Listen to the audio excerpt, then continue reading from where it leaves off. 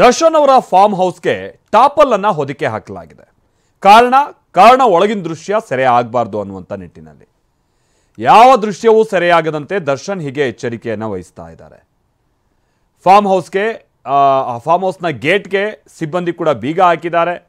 T Narasipura ರಸ್ತೆಯಲ್ಲಿರುವಂಥ farm house ಪೊಲೀಸರ ಐಡಿಯಾವನ್ನೇ ದರ್ಶನ್ ಇಲ್ಲಿ copy ಮಾಡಿದ್ದಾರೆ ಅನ್ನುವಂಥದ್ದು ಗೊತ್ತಾಗ್ತಾ ಇದೆ. ಅನ್ನಪೂರ್ಣೇಶ್ವರಿ ನಗರ ಠಾಣೆಗೆ ಸಂಬಂಧಪಟ್ಟ ಹಾಗಿನ ತನಿಖೆ ನಡೀತಾ ಇದ್ದಂಥ ಸಂದರ್ಭದಲ್ಲಿ ಠಾಣೆಗೆಲ್ಲ ಕಂಪ್ಲೀಟ್ ಆಗಿ ಈ ಬಟ್ಟೆ ಹೊದಿಸಿದಂಥದ್ದನ್ನು ನಾವು ನೋಡ್ತಾ ಇದ್ವಿ.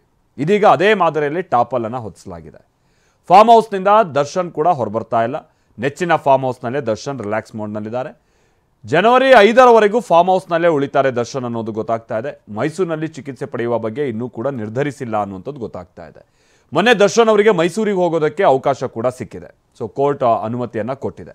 ಈಗ ಬಹುತೇಕ ಅವರು ಬೇಲ್ನ ನಂತರದಲ್ಲಿ ಅವರಿಗೆ ವಿಧಿಸಲಾಗಿದ್ದಂಥ ಷರತ್ತುಗಳು ಮತ್ತೊಂದು ಅದನ್ನು ಕೂಡ ಈಗ ಸಡಿಲಿಕೆ ಮಾಡುವಂಥ ಕೆಲಸಗಳಾಗ್ತಾ ಇದೆ. ಮೇಲಿನ ಮೇಲೆ ಅವರು ಕೋರ್ಟ್ಗೆ ಹೋಗ್ತಾ ಇದ್ದಾರೆ. ಮೀನ್ ಟೈಮ್ ಪೊಲೀಸರು ಇವ್ರಿಗೆ ಜಾಮೀನು ಕೊಟ್ಟಿರುವಂಥ ವಿಚಾರವನ್ನು ಪ್ರಶ್ನಿಸಿ ಸುಪ್ರೀಂ ಕೋರ್ಟ್ಗೆ ಹೋಗೋದಕ್ಕೂ ಕೂಡ ವ್ಯವಸ್ಥೆಯಲ್ಲಿದ್ದಾರೆ ಅನ್ನುವಂಥದ್ದನ್ನು ಕೇಳ್ಪಡ್ತಾ ಇರುವಂಥ ಸಂಗತಿ. ಆ ನಡುವೆನೇ ದರ್ಶನ್ ಅವರು ಓಡಾಡೋದು ಅಥವಾ ಸ್ವಲ್ಪ ಈಗ ಅವ್ರು ಕುಂಟ್ತಾ ಇರುವಂಥ ರೀತಿಯ ಕ್ಯಾಮ್ರಾ ಕಾಣ್ತಾ ಇದ್ದ ಹಾಗೆ ಅವ್ರು ಕುಂಟ್ತಾ ಇದ್ದಂಥ ರೀತಿಯಾಗಿಯೇ ಅವ್ರು ಓಡಾಡ್ತಿರುವಂಥದ್ದೆಲ್ಲ ನೋಡ್ತಾ ಇದ್ದೀವಿ. ಸೊ ಇಲ್ಲಿ ಫಾರ್ಮ್ ಹೌಸ್ನಲ್ಲಿ ಏನಾದ್ರು ಅವ್ರು ಬಿಂದಾಸ್ ಆಗಿದ್ದಾರೆ ಮತ್ತೊಂದು ಅನ್ನುವಂಥ ರೀತಿಯಾಗಿ ಏನಾದರೂ ಮುಂದಿನ ಹಂತದಲ್ಲಿ ಏನಾದರೂ ಗೊತ್ತಾಗೋದು ಅಥವಾ ಆ ರೀತಿಯಾದಂಥದ್ದು ಏನಾದರೂ ಆದರೆ ಸಮಸ್ಯೆ ಆಗ್ಬೋದಾ ಅಂತ ಚಾನ್ಸಸ್ ಕೂಡ ಇದೆ.